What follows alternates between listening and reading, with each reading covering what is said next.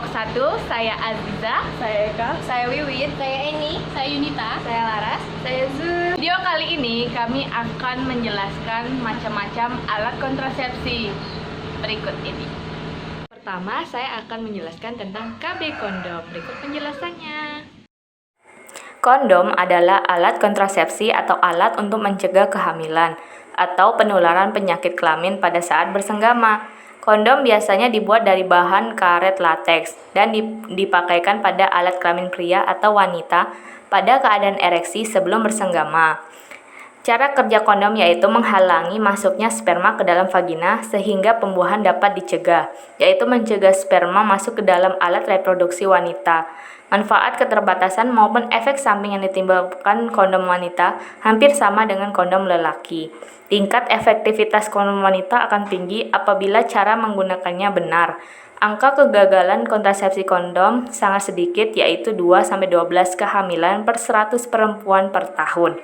Keuntungan dari kondom yaitu murah, mudah didapat, tidak memerlukan pengawasan, mengurangi kemungkinan penularan penyakit kelamin.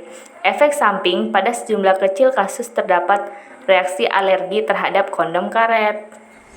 Selanjutnya kita akan bahas tentang IUD atau intrauterine device. Pertama itu IUD atau intrauterine device atau biasa disebut spiral adalah salah satu alat kontrasepsi non-hormonal dengan cara kerjanya untuk menghambat bertemunya sel sperma dan sel telur di dalam rahim. Kelebihan IUD antara lain: 1. Lebih efektif mencegah kehamilan. 2. Jangka panjang dengan masa penggunaan 5 tahun.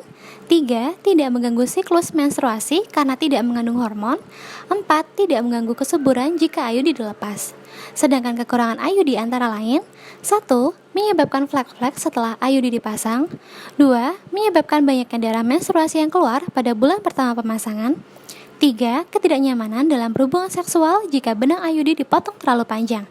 Dan keempat, tidak boleh digunakan pada wanita dengan infeksi menular seksual, infeksi panggul, kelainan bentuk rahim, dan riwayat perdarahan yang lama.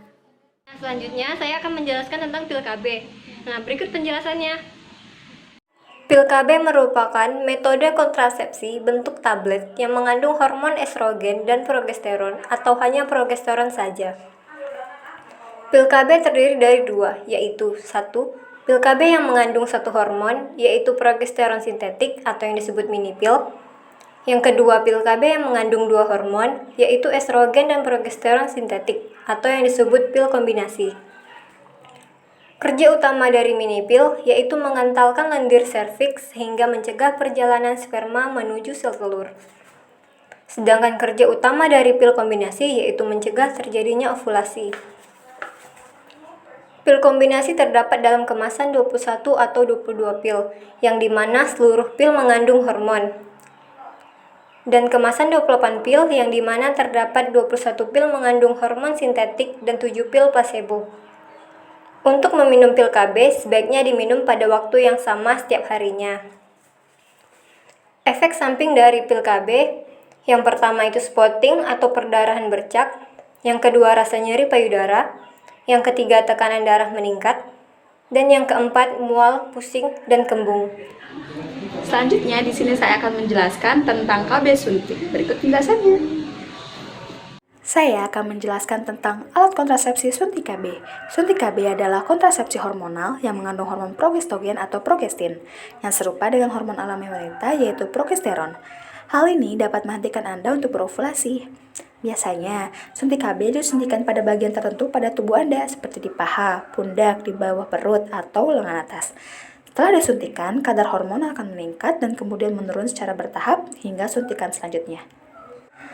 Kelebihan KB suntik yaitu yang pertama, dapat bertahan selama 4-12 minggu tergantung jenis KB suntiknya. Yang kedua, tidak perlu menghitung masa subur atau memasang alat kontrasepsi dulu sebelum berhubungan intim. Yang ketiga, bisa menjadi pilihan bagi wanita yang alergi terhadap bahan estrogen dalam alat kontrasepsi lain. Yang keempat, aman untuk ibu menyusui. Dan yang kelima, bisa mengurangi nyeri saat haid. Untuk kekurangan KB suntik, yang pertama, haid menjadi tidak teratur, bisa lebih banyak atau berhenti sama sekali. Kedua, kenaikan berat badan. Yang ketiga, mengalami sakit kepala, kembung, payudara sakit, dan perubahan suasana hati. Dan yang keempat, yaitu tidak melindungi Anda dari infeksi menular seksual. Selanjutnya, saya akan menjelaskan tentang KB implan. Apa itu KB implan? Berikut penjelasannya. KB implan atau KB susuk adalah kontrasepsi dengan cara memasukkan tabung kecil di bawah kulit pada bagian tangan yang dilakukan oleh bidan. Tabung kecil berisi hormon tersebut akan terlepas sedikit demi sedikit sehingga dapat mencegah kehamilan. Proses pemasangan KB implan ini cukup satu kali untuk masa pakai 2-5 tahun. Bagaimana mekanisme kerja KB implan? Yang pertama, mengentalkan lendir serviks. Yang kedua, menimbulkan perubahan-perubahan pada endometrium sehingga tidak cocok untuk implantasi zigot. Yang ketiga, pada bagian kasus dapat pula menghalangi terjadinya ovulasi. Yang keempat, mengurangi transportasi sperma. Adapun indikasi, yang pertama, pemakaian KB yang jangka waktu lama. Masih berkeinginan punya anak lagi, tapi jarak antara kelahirannya tidak terlalu dekat. Wanita usia subur, wanita yang ingin kontrasepsi jangka panjang, ibu yang menyusui, dan pasca keguguran. Efek samping penggunaan KB implan ini adalah: yang pertama, adanya perubahan pola haid. Yang kedua, bertambahnya hari-hari perdarahan dalam siklus haid. Yang ketiga, perdarahan bercak atau spotting. Yang keempat, berkurangnya panjang siklus haid. Dan yang selanjutnya adalah MOW atau yang sering kita kenal dengan tubektomi atau sterilisasi.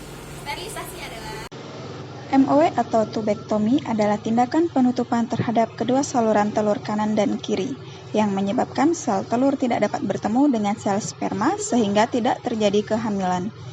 Kelebihan dari MOW sendiri yaitu yang pertama sangat efektif, yang kedua tidak mengganggu produksi ASI, yang ketiga tidak mengganggu hubungan seksual, yang keempat baik bagi klien apabila kehamilan akan menjadi resiko kesehatan yang serius, yang kelima tidak ada efek samping dalam jangka panjang, yang keenam tidak ada perubahan dalam fungsi seksual.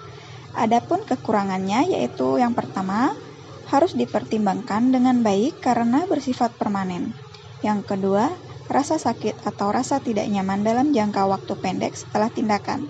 Yang ketiga, harus dilakukan oleh dokter yang terlatih atau dokter spesialis. Dan yang terakhir yaitu biaya termasuk mahal. Selanjutnya, di sini saya akan menjelaskan tentang MOP. MOP, metode operasi pria atau lebih dikenal dengan vasektomi, merupakan tindakan kontrasepsi pria yang berjenis sterilisasi dengan cara memotong saluran sperma yang menghubungkan buah zakar dan penis. Sehingga saat terjadi ejakulasi hanya ada cairan mani yang masuk ke vagina tanpa adanya sel sperma.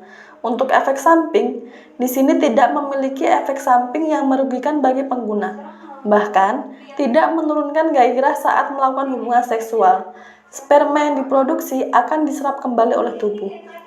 Untuk kerugian MOP di sini ada dua. Yang pertama yaitu terasa nyeri saat ejakulasi. Yang kedua, tidak mencegah penyakit menular seksual seperti HIV. Untuk keuntungan MOP di sini ada tiga. Yang pertama yaitu 99% mencegah kehamilan. Yang kedua, aman sederhana bagi pengguna. Yang ketiga, tidak mempengaruhi hubungan seksual. Terima kasih telah menyaksikan video kami. Semoga bermanfaat. Wassalamualaikum warahmatullahi wabarakatuh.